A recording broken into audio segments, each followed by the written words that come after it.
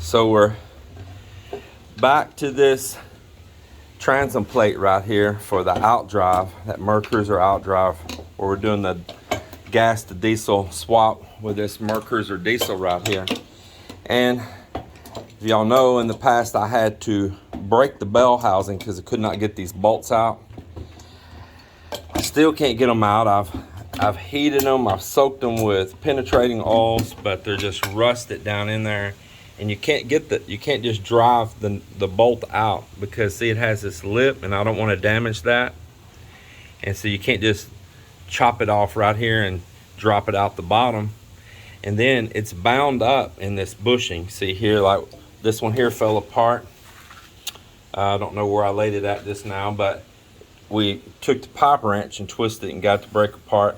See, the sleeve is still bound to the bolt. And I have welded nuts on. And this one here is about to twist off too. Even with those welded on there, it's just not budging. But we got this one to move. So he's making some progress with it. And then we'll go back to this one. I may have to do the same thing. May have to let the nut twist back off of there. And then see if I can get this rubber bushing off this metal sleeve. In factory, those are bonded together, like I said before, just like an A-frame bushing on a car. And I'm gonna have to just take it apart piece by piece. Luckily, I have some backup replacement bolts and bushings already here, and it's not gonna be an issue once I get it off. All of this epoxy they got on here, I've been chipping it off lately. I got a good bit of it off of here. Just need to spend maybe about another 30 minutes or so. You can see I just got a chunk of it off just then. Some of it holds tight and some of it don't. Get that all cleaned up. Just give the whole thing a once over. The one that was with that diesel, when they were pulling the diesel, it accidentally broke on the bottom down here. And so I'm gonna have to reuse this one. Most of the stuff right here is just a matter of cleaning it up. All right, so there's that one. And there's the nut, which is still good. But I'm gonna set the nut over to the side so we don't lose it right now. And we'll try this one. Go ahead and put that wrench on this nut right here. And if it twists off, it twists off. Let me adjust you there a little bit. Let me adjust you a little bit more. All right, just a little bit more. All right, see, okay, there you go. If it breaks off, it breaks off. I didn't have a 6011 or harder rod. I only had a 6013, which is mild still. What's moving? Oh, it's just twisting off, ain't it? Yeah, and that's the problem. It's just 6013 was not hard. Go ahead until it breaks off. I think it's right on the verge of it. There it is. I think. There it is. All right. Now, we'll try to heat this bushing up. Maybe I can melt that rubber loose from it. And then get down to that inner sleeve like we did on this other one.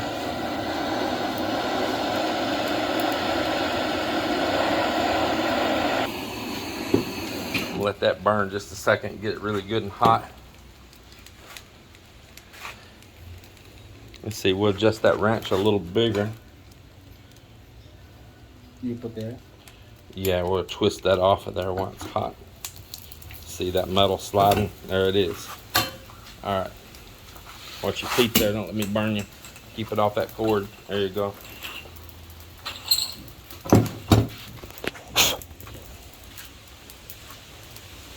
Actually, I can get this tool underneath here right now and just split that rubber with a screwdriver here. I mean, it's really a lot of corrosion.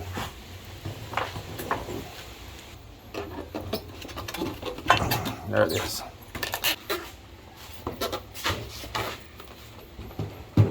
Well, the sleeve is moving. That's good. Yeah, that's okay too.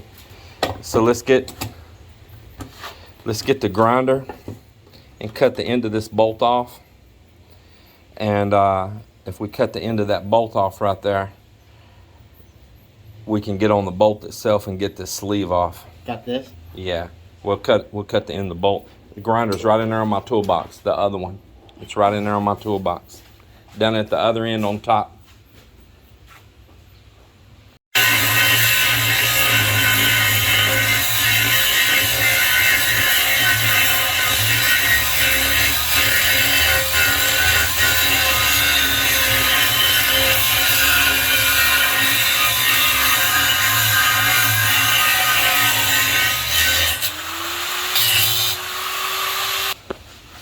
So we got that cut off, and I cut a slot in this bushing as close as I get without getting up here and damage any of this, so we can chisel that and kind of expand it some and maybe break loose some of that corrosion in there.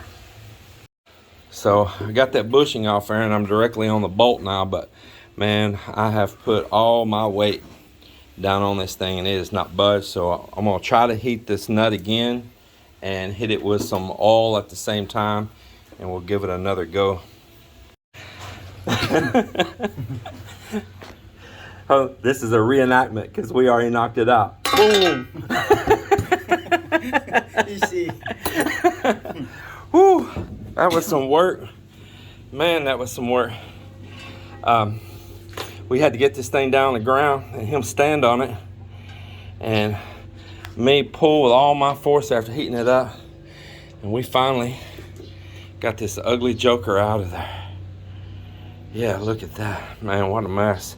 But the nuts are actually good. They're still in nice shape. Yeah. So there it is. This little piece we cut off out of here. There it is. So now I can go ahead and clean this part up and it'll be usable again.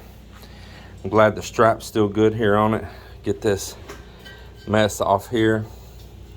And the most important thing is it don't have leaks coming down on it, and that these straps are all in good shape and in good contact, so that the metal don't sacrifice itself, only the anodes do. And I want to teach my brother here about that so he can understand that.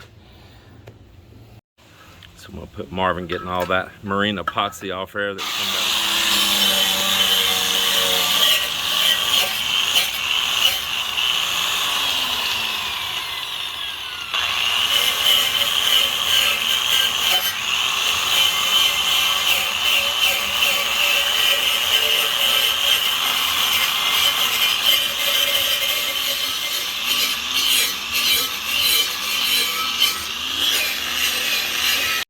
Well, a really nice lady that comes out here and drops packages all the time just delivered from Ninja Van, which is actually for Amazon. And what did I get? Well, more stuff for the boat. This you see right here is a water resistant housing, stereo housing. Get you another view of it here. It has a retractable lid there on it that doesn't just swing up, it swings in. And so I actually have a brand new marine stereo system for this boat, speakers, the whole 9 yards. And right now, the boat has the stereo inside the cabin. And I really don't want it in the cabin. I want it outside, and I don't want to use the remote and have to leave the door open to the cabin to use the stereo. So I'm going to transfer the stereo outside to the cockpit area right up there at the helm. And there's actually enough depth in there to do that, but I want it, even though I have a marine stereo and it's supposed to be water resistant, I want to just put this extra layer of protection and put this housing. So got the housing because that project's coming on soon. Another thing I got here is safety. First aid kit for the boat. Ordered this on Amazon also. You know, it says it's made in China. It's first aid kit, which is very important to have, and this kit is also Coast Guard approved for like the United States and international, but some things that are good common sense. You're out on the water, something can happen, get cut, get hooked, all kinds of incidents. A good first aid kit is handy to have. So it's a nice little pouch and all here, and it's not too big, and this is going in the boat. And the next thing, I went ahead and opened up off camera so y'all don't have to watch me fumble around like a fool. And that is the horn for the boat. The one for this boat is in bad condition. actually just not working. So that's the worst condition. So let me show you here. So this is the one that was on the boat and it was not properly attached. It was just hanging down in there. And you see it's rusted away and does not work. And it mounts in behind this, and this was like a little grill that's bad. And so I've got this replacement here for it. Of course, the camera is showing it 2 different depths here, but it's the exact same size, the exact same spread. I can show it like that and you can see it's the same size, so the camera don't fool you. Matches right to the holes and all. And instead of having this cheesy plastic cover over it, it has a 3/16 stainless steel cover over it. So that's gonna be nice and put that in. It's gonna be an easy little repair right there and upgrade. All these items combined together in one package. It was free shipping and no duty fees or import fees on none of this. So it was just the price it was in the US. And just crazy that that is free shipping, but it was. And you know, I could have upgraded the shipping and got it here like, it was only like 3 days sooner, and it was going to cost, in this particular package, it's going to be like $27 to get it here 3 days sooner. For what? For what? There's no reason I need it 3 days sooner. I won't even be using it in the next 3 days because I had plenty other to do with the boat. I'm just trying to get the stuff here ready and in order for when the boat is going. And I'm preparing to start putting this boat back together. But before I could put this gimbal housing and all back here, right here at the exhaust for where the Y pipe, like this other one right here, where it bolts on right here. When they pulled this motor out back in Boston, one of these heads broke off of one of these stainless steel bolts. And the other day I tried to get it out. I welded a nut on it. Man, it just twisted that nut right off. I tried heating it. But I decided this morning that I would weld another nut on again, and I found some really good quality stainless steel rods. So, man, these rods are hard. So nonetheless, I took my little heating torch here first, and I put a metal plate across the top of these hoses so I wouldn't get no flame or anything near them. And I got the flame kind of going upward right here, and I heated the heck out of this area. Then I had some drops of motor oil. I dripped on that, let it soak, and then when it was cool enough I could touch there, I got a nut kind of started up there on it. Didn't want to start very good where it just recently had one twist off of it, but I got it started up on there enough that I welded down in the middle of it, and I welded on the back side of it, and was able to still get a socket here on it. And while it was cooling off but not too hot so it didn't pull the threads, I dripped some more oil because when I welded on it, it turned glowing red. And then I poured some oil on it. As soon as it cooled off, it wouldn't flame up. And voila, I've already been cranking it out here. But you see, I got it. I said, well, I'm gonna share this to you guys before I pull it all the way out. But saved the day, and I was just thanking the Lord for letting me have a break on this one, and I'll be able to move on now. So I'm happy for that. And there it is, extracted out. Man, it's just these things, you know, you need to put anti-seize compound on all this stuff, and you need to keep maintenance up. It's very important. Just a little bit of barnacle stuff on here, not too bad. I've got all these anodes now. This drive here is in really good condition. This is the only thing on it. It just needed that one bolt pulled out, and I have some spares of those bolts, thank goodness. And I did get the gasket O-ring here a little hot. Pull that on off of here. I got it hot with a torch, but that didn't matter because I have a brand new one going on it anyway. So that did not matter. Things that will be very important is to get little stainless steel straps connected back between all this. And I think between the 3 different setups I have here, I'll be able to gather up enough straps to get this one together. Because this strap here, I've got one like it right here, and I'm definitely going to put them on there. It's very important to me. Just want to make sure all of these grounding straps are in place. It's just really important. I was kind of shocked that they just took a pair of cutters and snipped these in two and they took it out of the boat. Probably because they couldn't get that bolt out right there. I should probably go ahead and work on that one right now and get that little corroded joker out. But something simple like this, you can always just knock it off, drill it out. I've got some little taps, tap a new hole and put a new bolt in. That's not an issue on that little stuff there. But this is pretty important that it got the original bolt out.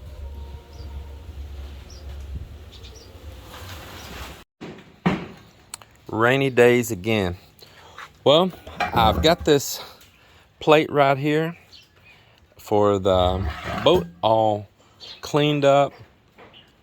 We've got all the corrosion that was on it off of it. Of course, the original kind of powder coat like finish was damaged there at the bottom from a little bit of corrosion, so no choice but to paint it. And I put some really good paint that I brought from the US on it, and at this point it's got about 6 coats added on there because I really want to seal it up and protect it against salt. It's all done real good on both sides, so I'm gonna set this over out of the way. But that's done, and this will soon be ready to reassemble. Not all of them have arrived yet, but most of my switches, which is really funny because, you know, I went to one store site on Amazon, not individual listings, and I chose all the switches that I needed. But in fulfillment on it, they didn't just come out of one warehouse. They came from all over the United States and Canada. And so you get this one package show up with a switch, another package show up with a switch, but now I didn't have to pay individual shipping for that. It was all included as free shipping here in the Philippines. But this one's for interior lights. I got this for a future project. This is my horn one, and it's the correct one that's spring loaded. So that's gonna be for this, and it's ready to go right now as soon as I put that in there. This is going to be also for future project spotlights. And these light up blue, and these are laser etched in right here, not a sticker on there. So that's for that. And then let's see which one we got here. Yeah, we got our blower.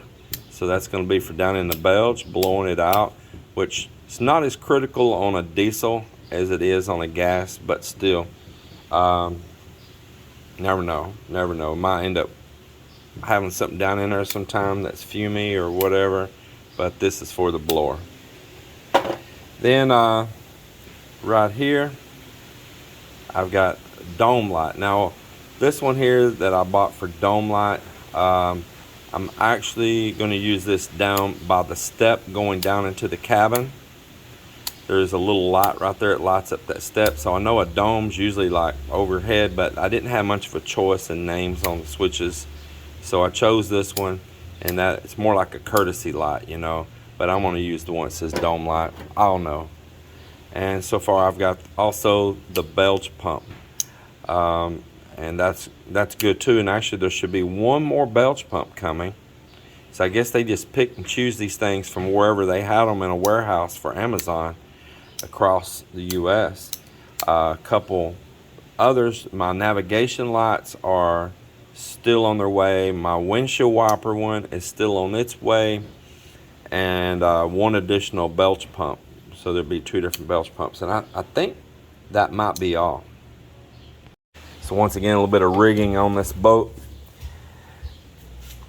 This is part here on the horn.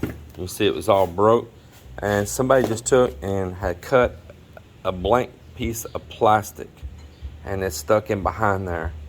And the horn that wasn't working was just laying down inside the chain locker out there to get tangled up on wires and everything else. Kind of a mess. So something else that'll be fixed and straightened up. Now this horn right here, I'm not sure that this is stainless, even though it was for marine. It does not look stainless. And the one that was hanging down in there was one of those, I seen that same one online that also was supposed to be a marine horn, and this part right here rusted from the salt. So just to be preemptive, I'm going to slide a couple pieces down on this contacts here to keep them clean, and I'm going to spray that with some Rust-Oleum paint, that hammered Rust-Oleum that I brought from the US. And I tell you what, that ought to give it a little bit better protection.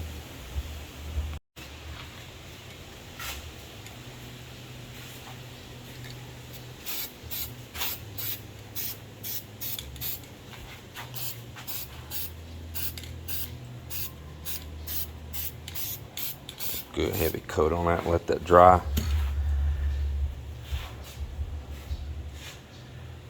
And that should do it. Probably coat it one more time after this coat.